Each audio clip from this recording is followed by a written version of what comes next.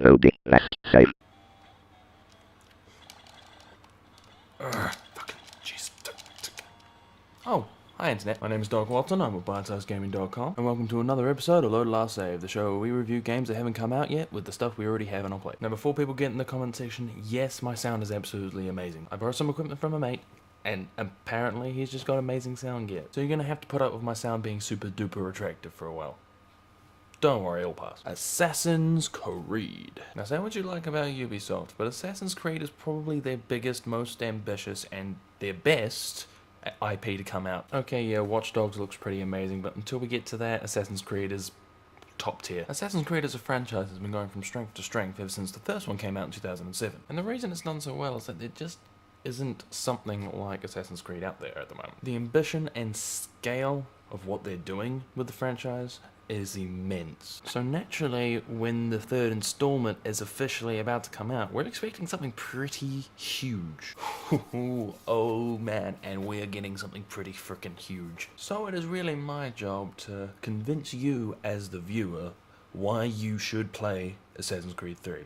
Because you want to play Assassin's Creed 3. Of all the games in the franchise, I'm going to be using Assassin's Creed Revelations to talk about Assassin's Creed 3. It's the latest in the series, and it was the one that got 99% of what it was trying to do down pat. Assassin's Creed Revelations is the final game in the Ezio trilogy and takes place 4 years after the events of Brotherhood. After Ezio's realised he's fucked up enough shit in Rome, he's decided to go to Masyaf and Constantinople to uncover more secrets about the Templars and in turn lead us into Assassin's Creed 3. Of all the Ezio trilogy, Revelations seems to have the most purpose behind it. It addresses a lot of parts of the trilogy and the franchise as a whole that we haven't quite explored yet, and it answers the all-important question of what the fuck happened to Altair, because he was pretty badass. The problem I found with Revelations, and most Assassin's Creeds in general, Assassin's Creed 1 started off really well as a stealth action runaway kind of game. Sure, you could fight, but if you were outnumbered, you were fucked. There was no way you were getting out of there. Fast forward to Revelations, and about halfway through the game, when you've got all the things you need, you do feel a bit omnipotent. I mean, if you're not content on using your fists like a real man, you can use a combination of guns, crossbows, bombs, other assassins, battle axes, maces, the list goes on. And while variety sounds really good in practice, it doesn't quite fit with the tone of Assassin's Creed Revelations. There's only so much mystery you can contain while you're carrying a fucking poleaxe around. But in terms of historical importance, and in the terms of the story, Assassin's Creed Revelations is the best in the series so far. It takes all the components from every other game so far and brings it together to make one unified message. And that's what the end of a trilogy should do. Wrap everything up nice and tight, providing one final challenge for the player as their character, and then move forward with the franchise. And I applaud Ubisoft for finally shoving away Ezio, because, let's be honest, he's 50-something. He's getting on. He deserves a break.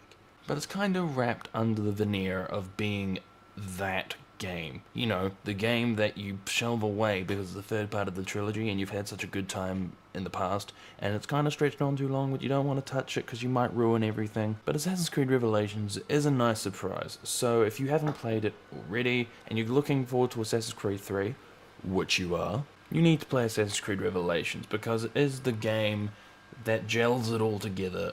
Now let's start talking about Assassin's Creed 3. Assassin's Creed 3 takes place in the colonial United States of America, following the life of Connor Kenway, half British, half Native American, all kinds of badass. And you're following the same story of Templars are fucking things up, so we've got to kill the Templar. Now I said Assassin's Creed 3 was ambitious. Now when I say that, I don't think you quite understand just how ambitious Assassin's Creed 3 is. Now you remember how big Rome was and how big the worlds were in Assassin's Creed 2.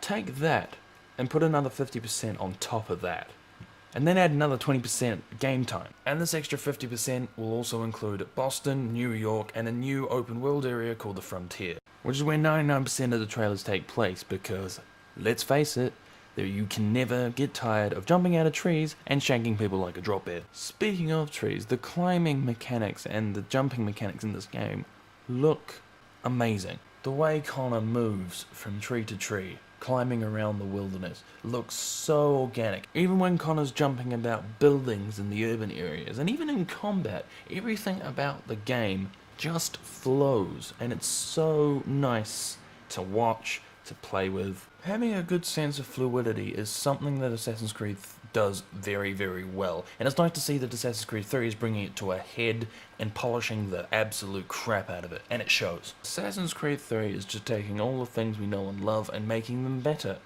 which was Assassin's Creed Revelations. So it's taking Assassin's Creed Revelations and making it better. How could you not want that? If I have one gripe with Assassin's Creed 3, and actually this applies to the entirety of the Assassin's Creed franchise, Desmond. Oh my lord, Desmond. Desmond Miles is the most boring video game protagonist I have ever had the mispleasure to play as. What makes it even worse is that he was cool in Assassin's Creed 1. He was mysterious, he didn't know his background, he was essentially Jason Bourne in the first Bourne movie, where we didn't know anything about him, he didn't know anything about himself, but he was still kicking ass. But he spent the entirety of the Ezio trilogy of the game being the blandest thing. Everything mysterious about Desmond was just broken over the knee. But hey, let's be fair. They did give Desmond an optional campaign to do in the background to Revelations. As you do. For the main character in the series, you gotta give him some credit. So they give you the entirety of his origin story in reverse Tetris format. You're putting down blocks in the Matrix and playing Tetris. This all wouldn't be a problem if Assassin's Creed 3 didn't claim to have the most Desmond sequences in any of the games. No one knows what the hell is going on with Desmond. Ubisoft don't even know what's going on with Desmond. And if the devs don't know, how should I know?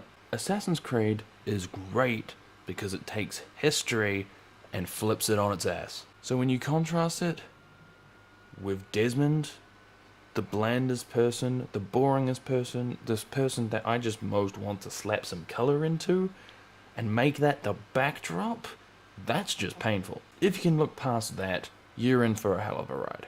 Play this goddamn game. Play Revelations. Play all the Assassin's Creed games. But I'll tell you this, Assassin's Creed 3 is slated to be one of the big award winners for next year's gaming awards. And on that note, I will see you guys next week.